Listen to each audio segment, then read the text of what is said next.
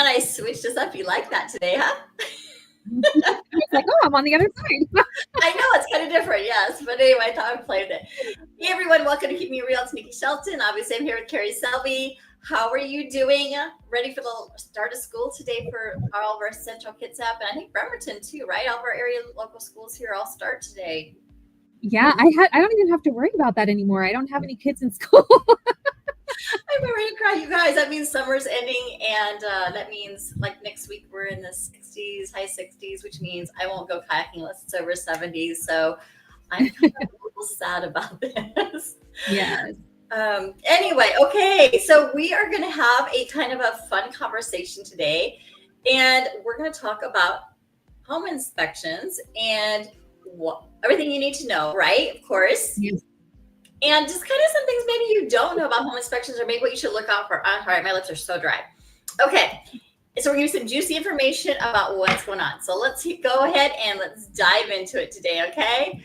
Okay, so us brokers here in the Northwest MLS, we have what's called a 35 and a 35R. So we have the Form 35, which is actually, it's part of the purchase and sale. I'm going to go ahead and start at the very beginning because I see we kind of jumped ahead a little bit, but it's a 35, which is, that is what we're telling this, like the seller, when we were, if I'm a buyer's broker, I'm going to the seller's broker and saying, or the listing broker and saying, hey, you know what, my buyer wants to do a home inspection.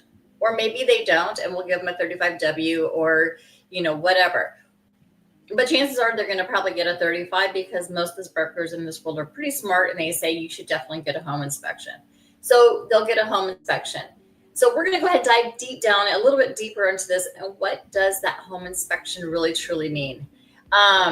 So the home inspection is something that the buyer pays for. It's not a seller paid cost. I mean, the seller can do a pre-inspection, but honestly, what I tell my buyers usually is, you don't know, maybe it was a cousin or a, friend or somebody who I wouldn't trust it. I mean, honestly, unless you choose your own person and you do your research and you figure out exactly, we talked about radon testing, we talked about lead-based.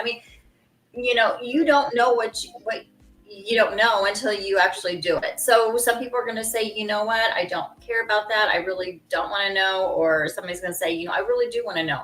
So you're going to want to do your own home inspection. When you do that home inspection, you can do it yourself if you want. I wouldn't suggest it unless you're really, your stuff. Or you can choose a licensed professional to do that. So that's a licensed professional home inspector. You can also have other licensed professionals come in and do that home inspection with you. For instance, if there was going to be the home inspector came in and said, oh, that roof doesn't look too good. You can bring in a roof professional, licensed professional roofer to come in and look at that roof as part of your home inspection contingency. You can bring in a plumber. You can bring a licensed contractor. You can have as many home inspections. I learned this the other day. You can have as many home inspections within that agreed upon time that you and the seller agreed upon as you would like to. People think you can do one or two. That's not the case. You can do as many as you want. You might drive the seller crazy, and they might try to get out of it a little bit more, choose a whole bunch of them all different times and make them leave their home and whatever. But honestly, buyer, it is within your right to do as many home inspections as possible. So when you get that home inspection report back, then what happens is you get usually it's a pretty big, long, detailed list of things that have to do with this. And so this is even before the 35R. So this is what we, as brokers, will give to the other party once we actually do the home inspection. So I'm going to skip ahead and we'll come back to this Form 35R. So let's talk about what the home inspection actually does. Carrie, I'm going to let you talk for a second because I need a drink. Yeah. So the inspector is basically checking for things that could potentially be wrong with the house. They're looking at any type of leaky pipes, roof damage, electrical issues. They're also looking at the window seals, making sure that they are completely sealed, because if they are broken, then that's something that you want to look at getting replaced, because that could cause energy loss. It could get much colder in the winter, hotter in the summer. So those are all things you definitely want to take a look at. Absolutely. And Carrie, you represent the lender. So should you be seeing any of this home inspection report? I don't want to see it. Nope. There are a few loan types, especially down payment assistance, where it is required to have a home inspection. And the Yes. only thing we want from you is the paid receipt that shows that it was completed and paid for. So do not, buyer, if you're listening to this right now, do not send her that form. No way. I don't want it. Actually, it could hurt you. So you don't want to send that. And you also don't want to send to the seller and say, oh my God, look at this list of stuff. Usually you let your broker do that, and they're smart enough to know that they only are supposed to send whatever parts or all of it. It depends on what the seller wants, only if the seller gives it to you in writing saying that they want any portion of it. So do not send that report to anybody. That is your report. You keep it. You can share it with your broker, and I encourage you to do so. The other part of this, though, is, sometimes you get a home inspection report and maybe you get a couple items. As a buyer, though, Carrie, what do you think? Would you want more items or would you want less items on that report? It's kind of it really depends. I would totally hit the really big ticket items that are going to cost a lot of money out of pocket. Yeah. And then maybe some of the small things are they could just be a visual thing that you don't like, and you're going to probably wind up wanting to change the house to your liking anyway. So anything that doesn't visually look good, maybe just leave that alone. So my opinion is you want that home inspector to not literally tear apart the house, because you don't want to do damage, because you can get in trouble for that too. But you want them to give you everything that they can possibly find wrong with that house in that report. And the reason for it is, like Carrie's saying, you don't necessarily have to have the seller fix all that or whatever. It's just knowledge. It's knowledge that you know your house inside and out. You know what's wrong with it when you buy it. You know as much information as you can about your house before you go through with the purchase, because you might fix it. You might want to change things in yours. You might whatever, but you need that information. So it is your information. Use it as you need it. And the bigger tickets, like you said, are definitely negotiation points, unless they've said that they're not going to do it. So based upon the conversation that you're going to have with your buyer, what you're going to do is you're going to say, okay, I saw we had the roofer, we had the home inspector. He said that the roof was bad. We brought in the roofer. He looked at it. He said it was bad. We want to ask for a roof. So this is where the 35R comes into play. And hopefully it's not a roof, because those are expensive. Yes, they are. Sometimes it might be just fixing it. It might be like, the part of the chimney up in the very top corner is the only issue, and we just need it fixed. So that could be something that's on your solar thing or your 35R, or it could be, fix the whole roof, or check it out and then fix the roof. It could be whatever assortment you guys use. But this is the form that we use to notify the other side that you have choices here, right? Let's talk about the choices. So you can either say, you know what? I just found a couple little things, like there's a squeaky door and there's a hinge missing and there's a little piece of tile on the floor that's broken. I really don't care. All the major stuff is great. I'm good to go. We satisfy the contingency. Let's move forward. Everybody loves those kinds of inspections. They're just, those are the best. And everybody's happy. Then you might get a thing where you say, hey, seller, I really want to get these items fixed. And you send that to the seller. Or you might say, you know what, seller, I don't want you to have to do any of this work. I'm going to go in and I want to put on I want to do a special roof anyway, because I thought it would look really good or something. So I really don't care if you fix it. But what I would like is what the cost it would be to replace it, to put towards that. So maybe it's you take it off the price of the house, because you're going to do it anyway, because you decided you want tile versus composite roof or something, or a metal roof or something. And maybe they wouldn't cover that. So maybe it's just a portion of it and you take it off that. Or you could say, you know what, I don't like this at all, and I'm totally rejecting this. And you walk away and get your earnest money back. So you kind of have 4 choices to make once you get that inspection report back. And based on what you and your broker discuss and what you want to do, buyer, that is where we felt the 35R and we put that in there. Okay. All right. Okay. So we kind of talked about all those. Or the other one, you can accept it as is. Well, we said that because then you would just continue ahead. So yes. Okay. Yep. All right. So we talked about it. Make sure I didn't forget anything. You got it all. Oh, I know my stuff here today.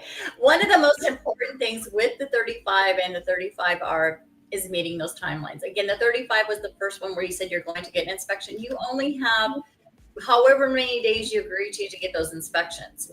If for some reason though, during that period of time, like I said, you need a roofer and they were a couple days out, you can ask for additional time. And again, there's a time limit on that. You have to meet those times because once these times go by, wherever it's at, that's where it's done.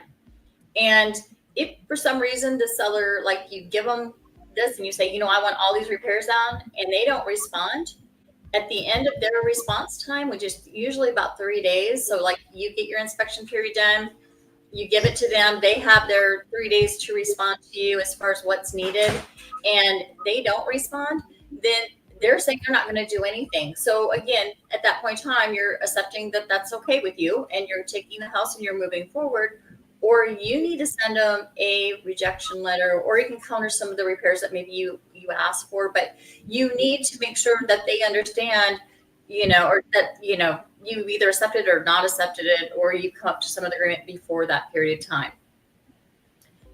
Okay. If they come back and they say, hey, I'll do a couple of these items, but not this, that gives you buyer again an additional, usually it's about 2 days to respond to them to say, yeah, I'll take that in lieu of what I said, or no, I'm not going to take it.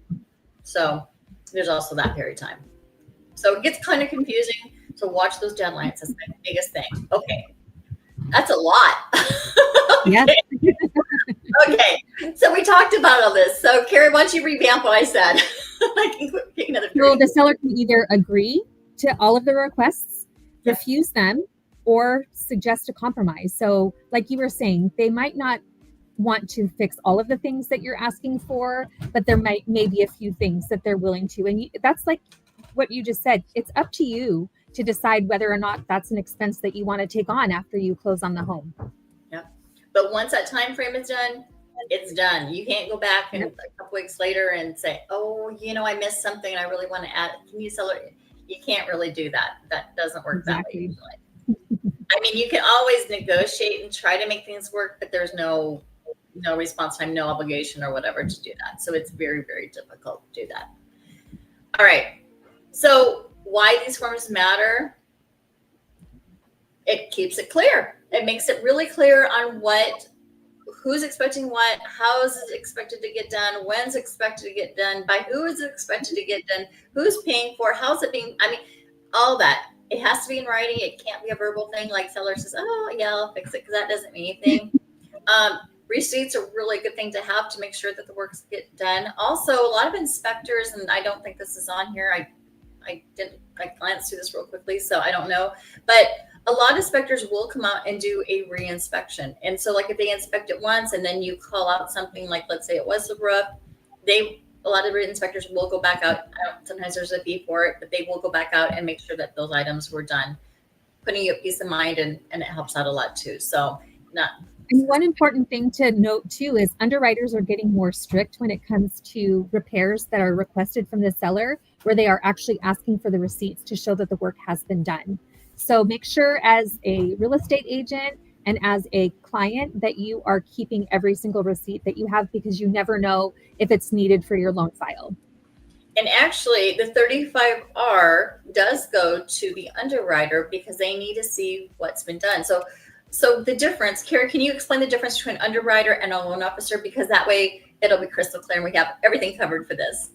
Yeah. So as a loan officer, I'm basically just making sure that you have the funding to cover the amount of the loan. But an underwriter goes more in depth, and depending on the program you use, they're looking at every single guideline and making sure that those guidelines are being met. So if you have that 35R, it is suggesting that you are having work done. And so the underwriter is going to confirm with Fannie Mae guidelines, Freddie Mac guidelines, VA guidelines. They're making sure that everything is lining up, so that, because most lenders do not keep the loan, it needs to be saleable is what we call it. So it has to hit all those wickets in order for us to be able to pass the loan on. So again, don't send the report to Carrie. She can have the 35R once all said and done. She can have that one to pass on to her underwriter. But yes, you don't want to send her the inspection report. Okay. It might just get deleted from my mailbox if it accidentally gets in there. Okay. So this is I call this one of our outs for the buyer. just to kind of go to make things super clear. So if for some reason you do have a really, really bad home inspection and you're like, wait, this is way over my head, that is your out. You can say, I've done the inspection. It's way over my head. I want out. I want my earnest money back. And that can work. Or you can go through the process, and if you can't come to terms, it's a negotiation tool. If you can't come to terms, you can also do that, or you can move forward depending on what your needs are.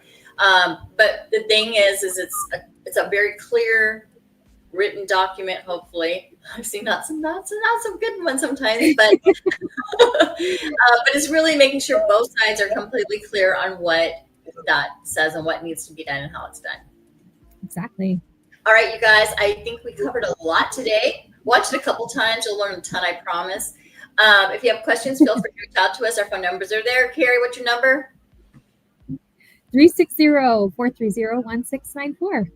And mine is 360-710-4742. Make sure you reach out. We'd love to help you. And we will see you next time. Same place. Next time, same place. How's it go? Have a great week, everyone. Bye-bye.